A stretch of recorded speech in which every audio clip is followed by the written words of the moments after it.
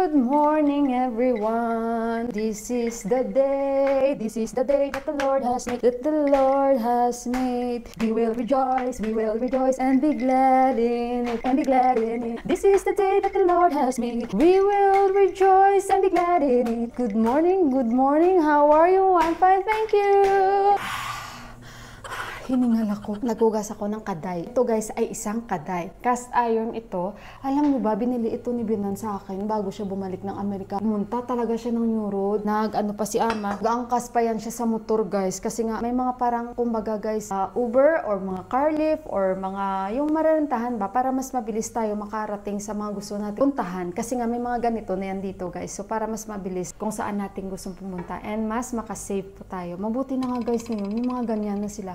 It was year 2008. Nang una ako magpunta, wala yung mga ganyan dito. Hindi uso yung mga car lift. Mag-taxi ka talaga. And metro pa yun noon Pero ngayon iba na. Pag nag-booking ka dito, parang automatic na siya na ganyan yung babayaran mo. Unless makiusap kayo sa nagda-drive na may dadaanan kayo, magdagdag na lang kayo. Depende rin naman sa pag-uusapan yun. So ayun, sobrang appreciate ko si Ama at yung binili niya, yung para lang talaga sa amin ba. And lagi niya ako sinasabihin, nilalutuan mo na kasi masarap yung lutuan. So ngayon ang lulutuin ko, zucchini na may patatas. Nakabili ako, ito ay 50 rupees lang. Hindi nga maganda kasi medyo parang may sira dito. Nakapagluto na ako ng nakapagsain na tayo sa ating tiger na rice cooker. Ayun. So ngayon, ayan. So ngayon guys, to start my day with a puchukan. Alam nyo? So, siguro naka 3 times na ako bukas guys. Papaisip ako guys kung paano ko yan sila susungkitin. Pero bago yan guys, magsimula muna ulit ako ng aking luto-luto dito dahil mag-11 o'clock na. Makikihad na ako or maghihiwa na ako ng aking patatas.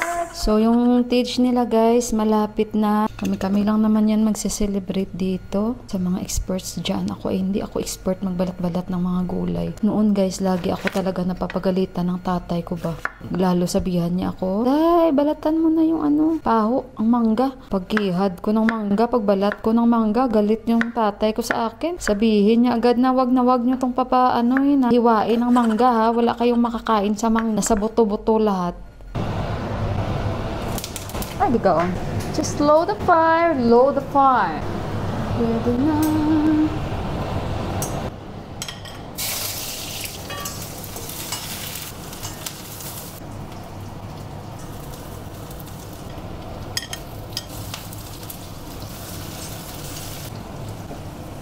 So, ito guys, gagawin ko itong achar. Parang chorizo, Nakakamiss ang chorizo. Ay, ambot na lamang daya. So, isusugbahin natin ito. I-roast natin ito. Susugbahin ba sa Ilonggo? Din sa bawang, sibuyas. Lagyan natin ng chili. So, ayan guys. Lumambot na ito konti. Alam nyo na. Ang importante lang naman lumambot ang patatas. Okay, pwede na yan.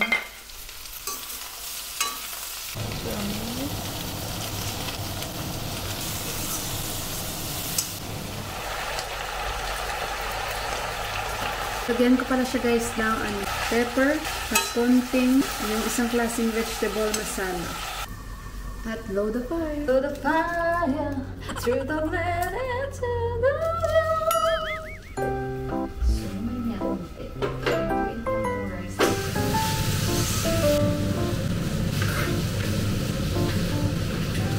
So, ayan na guys, nilagay ko na yung ginger garlic paste natin. Lagyan ko siya kahit konting tubig.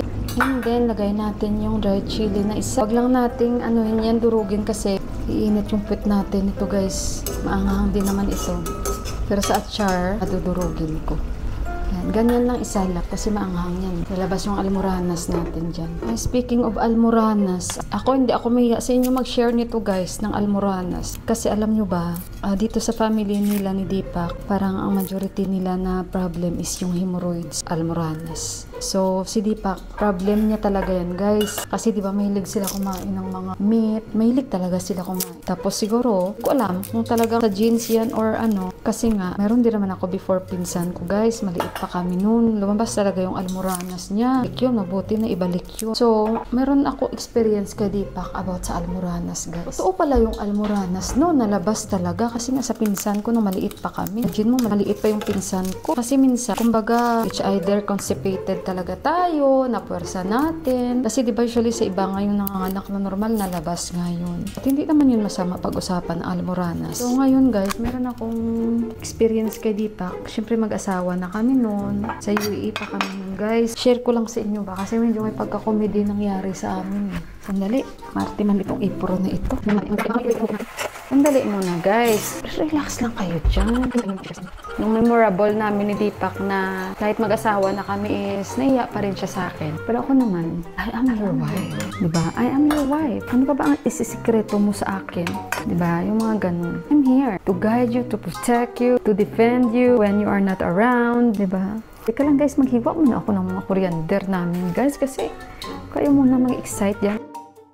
Yan, anong oras na ba guys? Ito kasi yung oras sa rice cooker namin. Ano ito? Japan time. Kaya ano muna natin siya, mag-absorb ang kanyang mga immune system dyan. Then, i-roast ko na ito ating kamatis. Tikman ko muna ha. Wala talaga lasa ba guys? Kasi nga asin, pepper, tapos yung mga masala nila, yan ang nilagay ko. Wala talaga lasa. Hindi ko talaga alam yung lasa nito guys. Puro na lang asin na tikman ko. Parang ang daming asin na nilagay ko. Lagyan ko konti tubig. Okay na yan, may dal naman na kami. Durog talaga ba guys, ang aking gulay. Masanay na kayo guys kasi yan talaga ang gusto nila, durog. Kasi pag niluto mo yan na medyo crunchy, hindi at sila kakain. Feeling nila guys, hindi luto. Hindi ko na maintindihan yung lasa. Hayaan na muna natin yan. Yan. Perfect. Ngayon, i-roast natin ang kamatis. Last, ang aking pickle at char. And after nyan, mabilis na lang ito. Hindi ko na ito igigisa. Ay, igigisa ko pa pala. Ay, hindi na. Lagay ko na lang yan lahat sa jar. Tapos, i-grind. So, ayun nga guys, yung ikukwento ko sa inyo. Yung patungkol sa almoranas. Almoranas na nangyari kay Deepak. Nung time kasi nasa UAE pa kami nun guys, sinundo niya ako. Actually, sinusundo ako ni Deepak. Sawa na kami nun. Si Johan, nasaan ba nung time na yun si Johan? Mag-asawa na kami kasi sa bahay na namin nung isa Abu Dhabi. So, nandyan din pala si Johan. Sinundo nila akong dalawa. Ngayon ang nangyari, may nanotice ako na naglalakad yung asawa ko. Guys, ang sexy ng paglalakad ng asawa ko. Ganyan talaga siya guys, oh. Yung kanyang paa, ganyan ba? Tapos hinay-hinay, ganyan. Nag-i-ex talaga ba guys? Ganyan, oh. Ganyan. Nagulat ako, bakit ganito yung paglalakad ng aking asawa? Kasi hindi man ganyan si Deepak maglakad. Ang problema kasi kay Deepak guys, no? Kahit may naramdaman siya, hindi siya nagsasalita. Hindi siya nag-ano. So, nung sinundo nila ako, after ko ng duty that night, nag-park na kami sa baba ng building namin. Kita ko, syempre, naglalakad yung asawa ko. Ngayon, sabi ko, bakit ganyan ka maglakad? Sabi ko sa kanya. Ngayon, sabi ko sa kanya, sabi ko, bakit ganyan ka maglakad? Hindi ka naman ganyan maglakad. Hindi siya nagsasalita. Tinuturoan niya, punta daw kami sa pharmacy. Sabi ko, kasi nga, baba, building namin, tapos yung sa gilidan lang, sa harap, daan lang, malapit lang. Pharmacy na, tapos kilala din namin yung nagbebenta, Pakistani. Pumasok kami doon. Kaya sabi niya, punta muna tayo sa pharmacy. Sa Hindu, Hindu muna, napaso ako. Hindi na lingwahe. Kasi diba yung Pakistani, nag-Hindi din. Marunong din naman siyempre ang mga Nepali at Pakistani. Kahit Pakistani, marunong din naman magsalita ng Nepali. Walang naman kasi halos magkakatabi-tabi lang kami. Yung stick ko guys, nasunog na guys. So ngayon guys, ang nangyari, di sila nag-usap na dalawa. Sila nag-usap na dalawa guys. Hindi pa na ako nakakaintindi. Pero hindi ko naman alam na yung asawa ko, may problema pala sa puwit niya. May dinadamdam ba siya sa puwit niya? Yun, ang nangyari, syempre ako, inaaliw-aliw ko yung anak namin. Ayun guys. Ngayon guys, after na nila mag-usap, tinanong ko yung Pakistani. Bye, sabi ko, no, what's the problem of my husband? Kasi hindi man siya nagsasabi sa akin. Ano yung cream na yan? Sabi niya, doon ko na na hemorrhoids. Piles pa yung sabi. Ako may na ako sa mga ganyan-ganyan pag sabi piles. Ano ba yung piles? Ganun. Hindi na lang sinabihan na almoranas. Pag almoranas, alam ko agad i-piles. Ganun. Piles. Ganun. Tapos, piles, ano ba yung piles? Sabi niya hemorrhoids yun. Kung sinabi niya hemorrhoids, naintindihan ko. Hindi akyat na mas pa rin, sexy pa rin yung asawa ko maglakad. Medyo mabagal ba? Nung dumating na kami sa bahay, naawa din naman ako sa asawa ko. Ayun.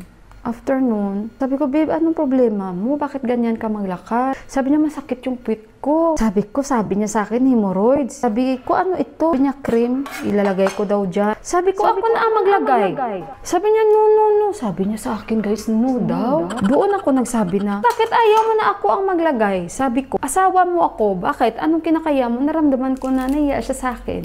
So sa akin naman, huwag kang mahiya. Dahil ano pa ba ang itatago mo sa akin? Mag-asawa na tayo. Ay, nahiya talaga yung asawa ko sa akin, guys. Ayaw niya talaga, guys. Hanggat sabi ko, may gloves naman. Akin na. Sabi ko, tuwad. Sabi ko sa kanya, tuwad.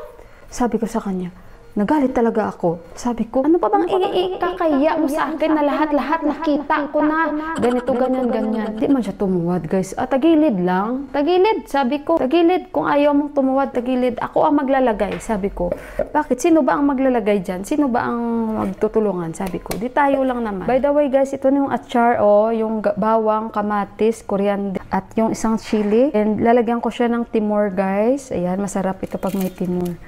Yan. Tsaka nilagyan ko na siya konting asin at yellow powder. So, i-grind na natin ito, guys. Kaya yun, sabi ko, bakit ka mahiya sa akin? Ha? Sabi ko, bakit mahiya ka sa akin? Parang hindi mo ako kinukonsider na asawa mo ako. Tagilid ka. Sabi ko, alagyan natin yan ng cream. Ayun. And first time namin magkita ng almoranas, guys. Nagtalsikan sila, guys. Nagtalsikan. Shower sila kasi nga itong cover na ito, guys, by mistake, natapon ko siya. Yan, yung ating tomato achar. So, i-grind pa natin yan. Takpan ko lang siya ng maliit. Yung isa sa mga main problem nila dito, ang mga ibang Nepalese. Pero I think majority.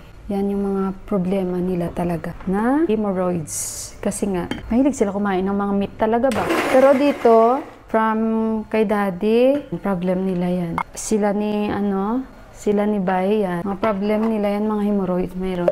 Hindi ba yan nakakaano, guys? Yung bang kung si Ilonggo pa makalalaton bala? Hindi ba yan kakahawa? Sabi daw nila pag umupo ka daw sa inupuan ng may mga almoranas, magkaka-almoranas ka rin. Hindi naman yan ma-avoid kasi sa health yan. Ayan na, guys, yung achar natin. Tikman nga natin. Alam niyo ba ang mga Nepali pag nagtikim ganyan sila dito sa palad nila? Hindi sila gagamit ng bunganga nila. Pa tayo, mayroon tayong attitude na ganyan. Pag nagtikim tayo, diretso, di ba? Sila hindi. Konting asin. Lagyan ko lang to ng lemon. Linisin ko lang ito. Balikan ko kayo. So that is my almoranas story. So, ayan na, guys. Dal na lang. Tapos magluluto. Tapos kami at kakain na. I share your experience about almoranas, hemorrhoids. Now, no more yan? Wala na. Before, you hide it from me. You walk like this, guys. So very sexy. 1, 2, 3, like Miss Universe. Mahiya man ang asawa ko sa akin, pero sabi ko, ay, nasumog mo akin.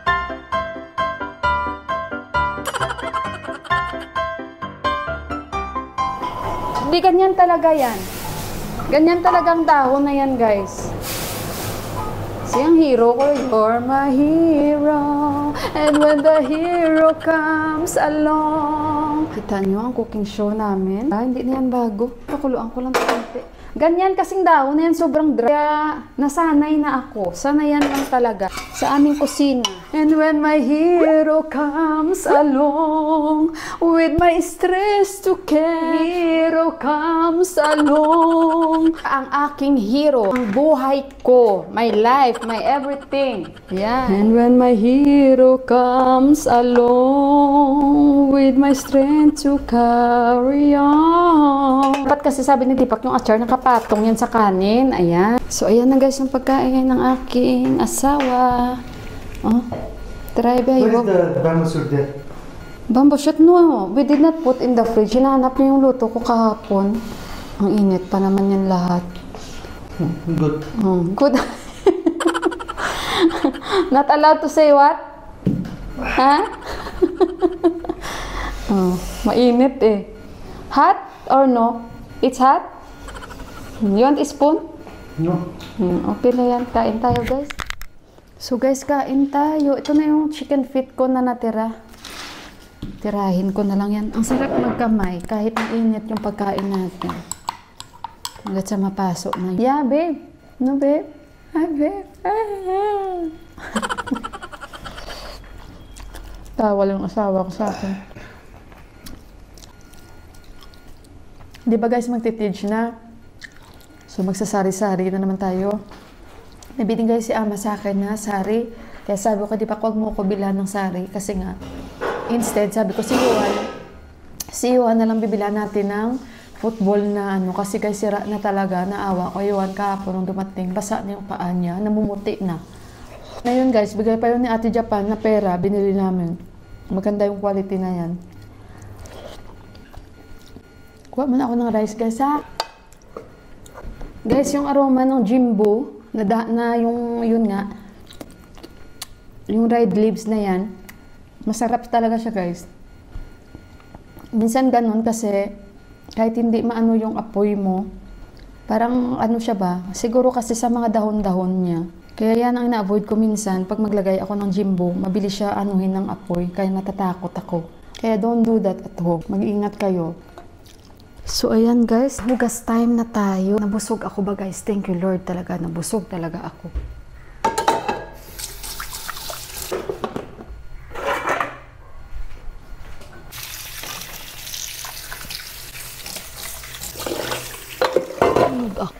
Nakatulog ako siguro mga 2 o'clock. Tapos parang sobrang busog ko kanina. Nagising ako mga 3:45. Kaya sabi ko, di pa kala, gising na. Sabi ko, anong oras tayo pupunta sa school ni Johan? Sabi niya, now nakatulog talaga kami. So ayun, nag-edit pa ako kanina guys. Kaya sabi ko, grabe talaga. Siguro kasi pagod ba talaga ako minsan ganun. Yung pagod ka nagluto, tapos naghugas, naglinis pa kung ano-ano pa. Tapos pagdating ng mga, after 12 or 1 o'clock, parang talagang bagsak yung mata talaga, talo talaga ba. So tingnan niyo guys, sinuot ko ng bag na binili natin doon kay Sis Luisa sa kanyang shop. At feeling ko nga magchichinilas lang din ako. Kaso lang, pupunta tayo sa school, no? Pangit yung ganun. Yung laman ng bag, dahil since maliit lang siya, hindi ako pwedeng magdala ng malaking camera ko or ng isang camera ko, or ito yung DJI, so hindi ko dadalhin yan. Ang dala ko lang is yung aking GoPro. Yan. Pang GoPro lang ito. And hindi na ako magwa-wallet. Dahil itong bag na to, hindi naman na kailangan siya ng wallet. At least, magagamit ko siya. Ayan. And very, siya guys, comfortable. Comfortable siya sa akin. Guys, pauwi na kami. Naglalakad kami ngayon. Ayan. Baka na isimento ng area na ito. Kasi nga nung dumaan tayo dito last, hindi nakasimento, diba? Hello! Ayan, daan tayo dito. Naglalakad kami dito noon, diba? Hindi pa naayos yung daan na ito. Dito na guys. Nagaling kami sa school ni Johan. And nagkain kami. Kain konti. Ngayon, pauwi kami.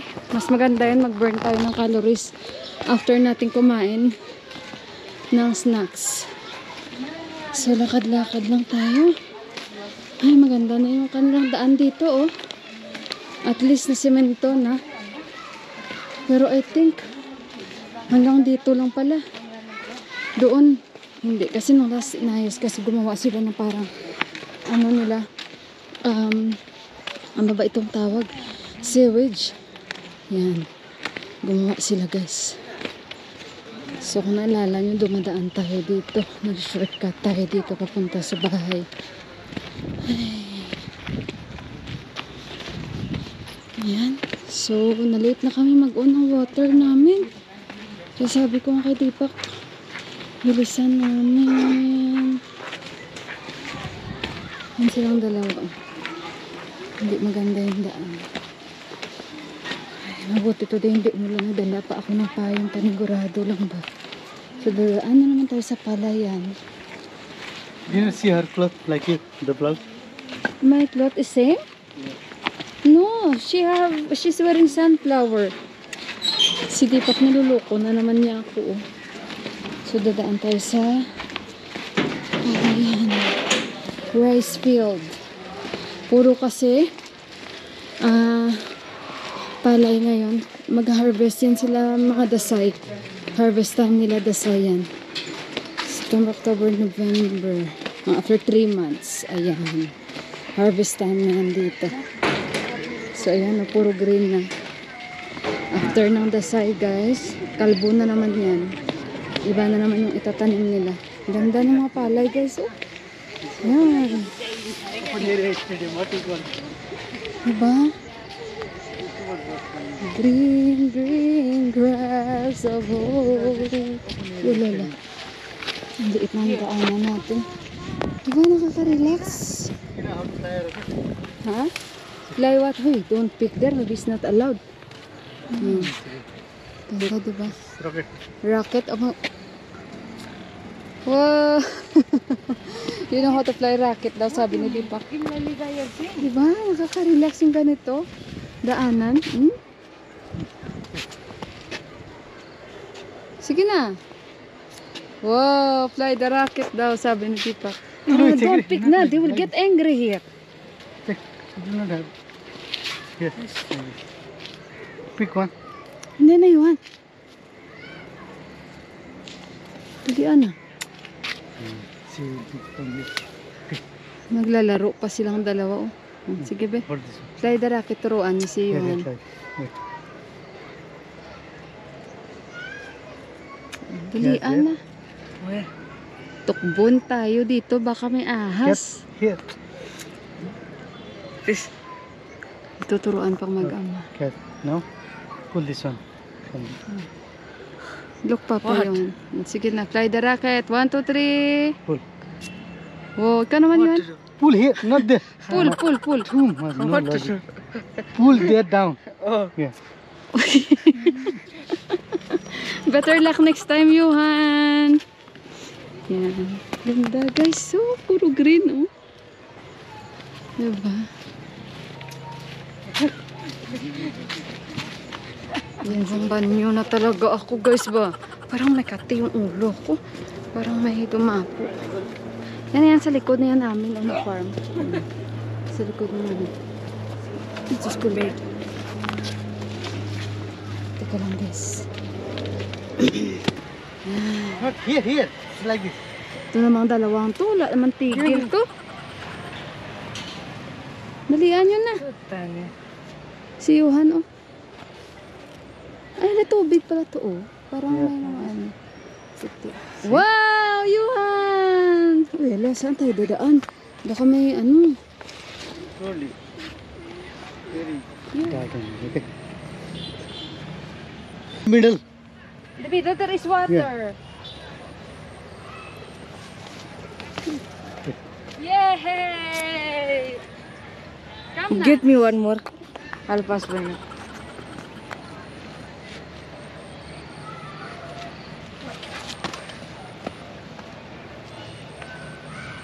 Who'll take my video? Take yourself.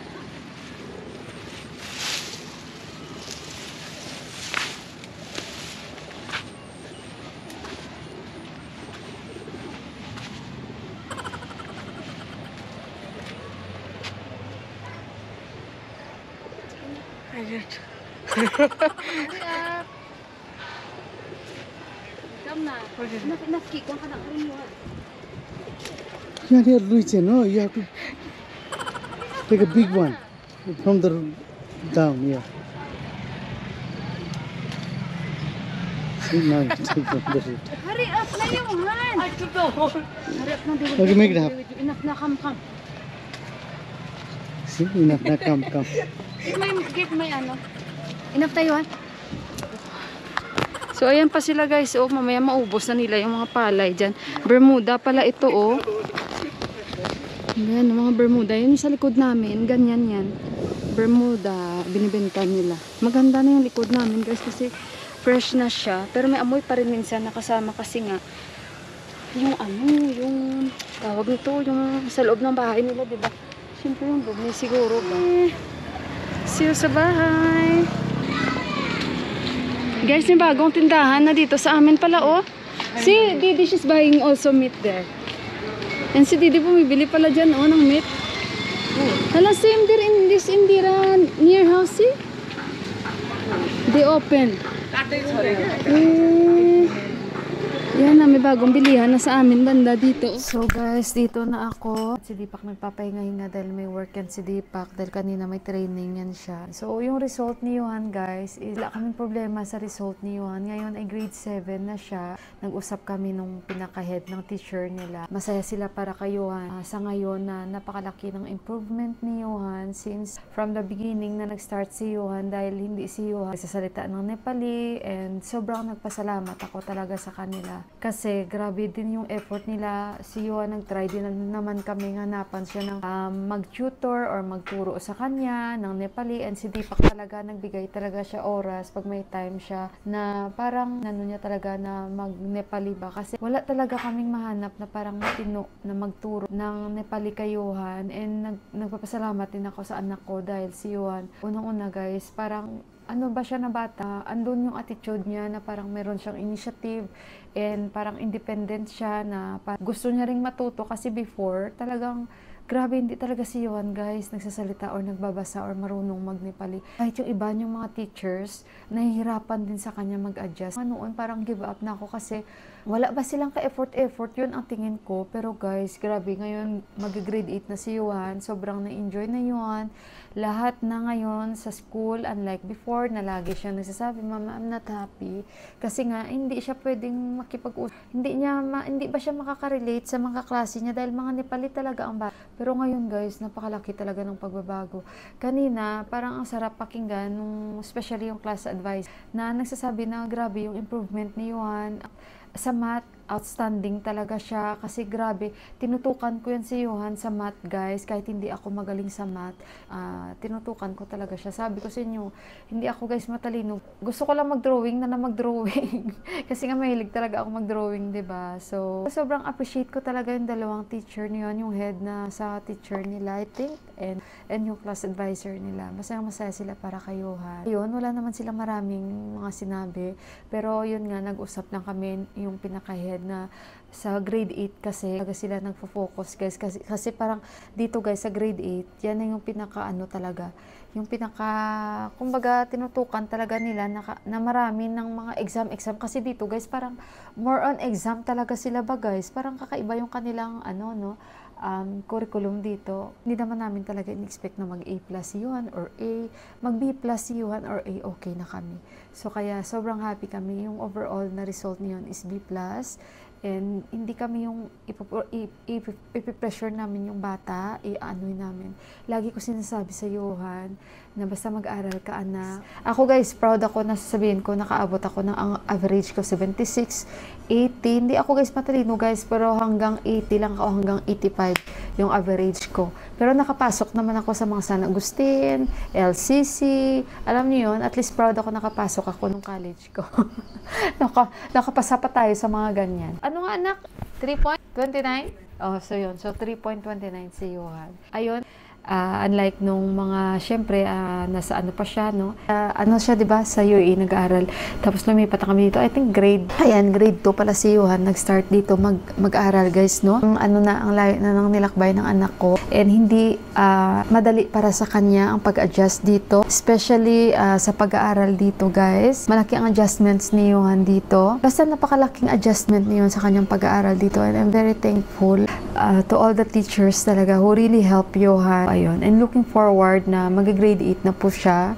And yun na nga, kinausap rin siya namin ng papa niya kanina na mag-grade 8 ka na anak. So yan na yung time na talagang ano na kailangan na maging serious talaga sa pag-aaral. Kasi syempre, may mga expectations din naman tayo.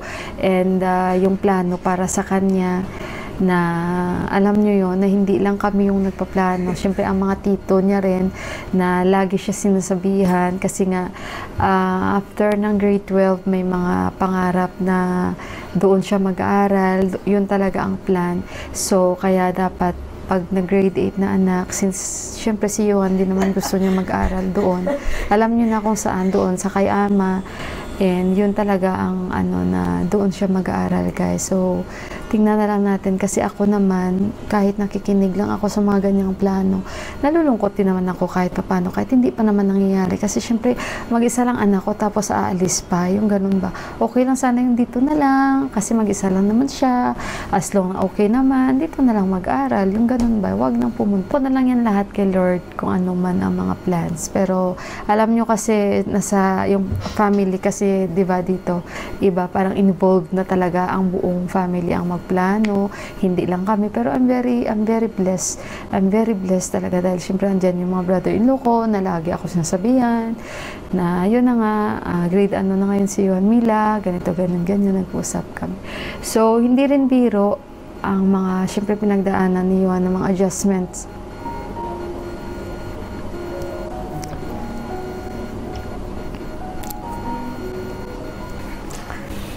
Kasi maalala ko guys, nung nag-start siya mag-aaral dito, parang nakikita ko yung nahirapan pa siya.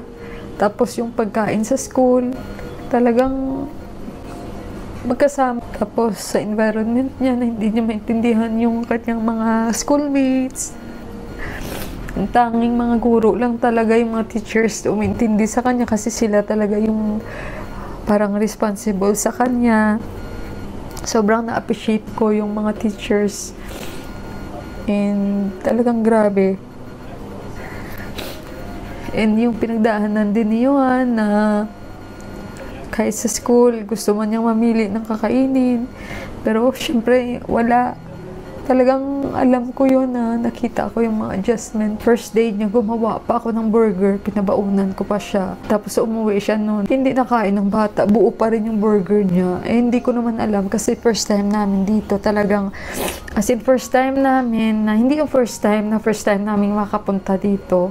Hindi, I mean, first time namin talaga na parang mag-normal na ang buhay namin. Hindi rin ako aware, guys, nung time nun. Kasi hindi ko pa naman alam na bawal pala magbaon. At saka kasi first day, diba? So, pinabaunan ko. So, hindi talaga pinakain sa kanya. Tapos, lagi siya nagrereklamo sa akin na ganito, ganyan, mama. Hindi siya masaya sa school, ayaw niyang pumasok. Tapos, nagrereklamo siya lagi sa mga kinakain nila, ganito, ganyan. Pero sa ngayon, masasabi ko talagang 101%. Tapos na si Juan, nakaka-adjust sa weather, sa pagkain din, kasi nakakain niya na konti-konti eh. Pero hindi na siya yung noon na pag lumabas kami, kahit mumu, hindi niya kakainin, or mga ano ba.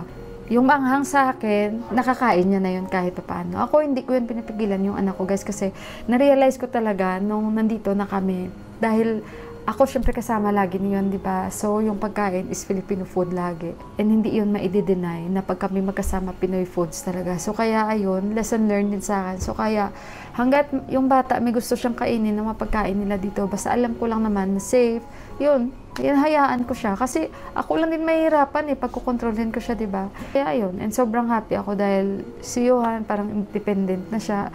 And hindi siya yung maano na bata, maluho, na bilhan niyo ako nito, bilhan niyo ako, hindi siya ganun. Kita niyo guys kanina, dumaan pala kami, pakita ko sa inyo. Dumaan kami, nakuha kami ng kanyang kumuha kami dun actually sa office nila, pero wala silang sizes. Pero tinuro kami nila sa nagsusupply talaga sila ng uniform. So kumuha ulit kami ng uniform, yung pants lang kasi nag-iisa lang yan guys. So ngayon kasi parang syempre lagi na lang sila nakasuot ng tracksuit. Yung sinusuot nilang puti na rubber shoes, alam nyo guys, siya pa yung nagsasabi, mama huwag na, okay na ito. Hindi pa naman ito sira.